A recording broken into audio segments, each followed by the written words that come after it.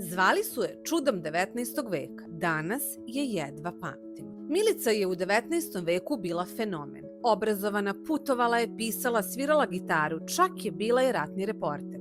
U vremenu kada se ženama zameralo iako čitaju, ona je govorila prvo određenje čoveka jeste da je obrazovan. Borila se za pravo žena na znanje, na glas, na prisustvo. Čak se i Vuk Stefanović Karadžić, čija je ćerka Mina bila bliska sa Milicom, osvrnuo na njeno umeće i nazvao je Moja šćer iz Fruške. Mnogi pesnici tog doba su joj posvećivali pesme. Njegoš, Jovan Subotić, Ivan Mažuranić, Đorđe Rajković i Ljubomir Nenadović. A kako je ta žena završila? Kada je knjaz Mihajlo, njen mecena, ubijen, a roditelji joj umrli, brat je rasprodao i poslednji vinograd i porodičnu kuću. Nije to mogla da gleda, da podnese. Napušta svoju Arkadiju, kako ju je često nazivala. Bol zbog svega što ju je snašlo, možda najbolje ilustruju njene reči. Moj je duševni život prestao. Prestao u svakom smislu i ja sam mrtva.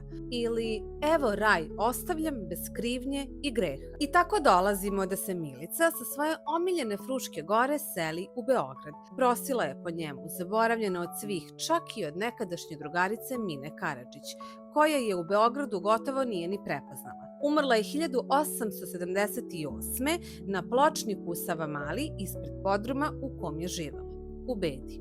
Od milostinje je sahranjena. I tek decenijama kasnije setismo se da je premestimo u grob u Požarevcu, da joj podignemo spomenik na Fruškoj gori. To je, kako reče jedan pisac, tipična srpska zahvalnost kad prođe 100 godina. Ali ona i danas šalje poruku da obrazovanje nije privilegija, već osnova ljudskog dostojanstva, da žena nije manja ako misli, ako piše, ako sanja, pa je tako i zapisala. Čovek bez obrazovanja nije čovek.